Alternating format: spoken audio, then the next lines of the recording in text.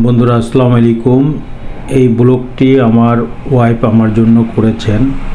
ওর বাবার বাড়িতে যেয়ে ওর বোন রান্না করতেছে, সেই ভিডিওটা আমি দেখানোর চেষ্টা করব আপনাদেরকে।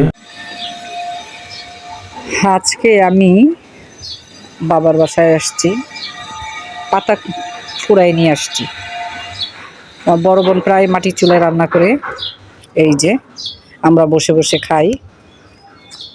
এই যে পাতা কুড়ে নিয়ে আসছি এই বস্তায় করে, এইখান থেকে।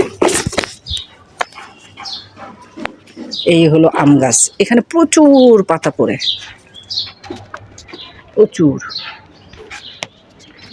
লাইন দিয়ে। দেখেন আমার বড় বোন এগুলা সব কুড়াইয়া এখানে জমায় রাখছিল। আমি এগুলা দেখাতে পারলাম না, বস্তার মধ্যে করে ভরে বোনকে হেল্প করলাম।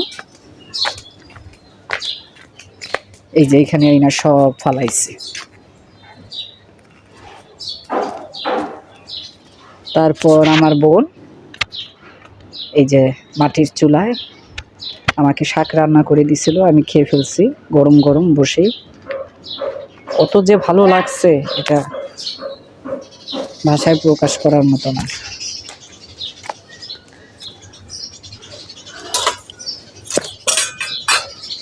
এই যে সেই রান্না, সব ডাল রান্না করছে। এটা আমাদের ভোলার মানুষের পছন্দের খুব খাবার, মাছের মাথা দিয়ে লাউ শাক সিম দিয়ে। এটা তেলাপিয়া মাছ বোনা, এটা পেঁপে ভাজি, এটা শুটকি দিয়ে ফুলকপির কি বলে ডাটা দিয়ে রান্না করছে। এই যে মাটির চুলাটা ভেঙে যায় আমার বোন, সেটার জন্য সে ব্যবস্থা রেখেছে। এই যে মাটি স্টক করে রেখেছে। এই দেখেন তার মাটি চুলা বানানোর জন্য। কিন্তু এই ঠিক আছে, এখন এই যে গরম পানি বসাইলো। এখন সেই যে গরম পানি সব গ্রামের মতো। দেখেন এই যে সুপারি গাছের কি বলে এটাকে, আমরা বলি বাই, আমাদের দেশে বলে। এই আম পাতা, এই দেখেন নারিকেল গাছের ডালগুলো শুকাইছে, ওইটা কেটে কেটে চিকন চিকন করে রেখেছে। এটা চুলার মধ্যে দিয়ে রান্না করবে আমার বড় বোন। ওর অনেক গুণ এবং অনেক ধৈর্য। এই দেখেন কেমন করে সে রান্না করতেছে।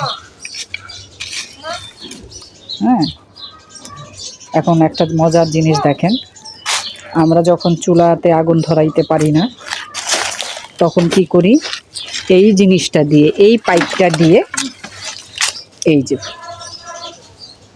আমরা এখন ফু দিবে, আর এই যে চুলা আগুন ধরবে। প্রথমে ধোঁয়া বের হবে, তারপরে আগুন ধরবে।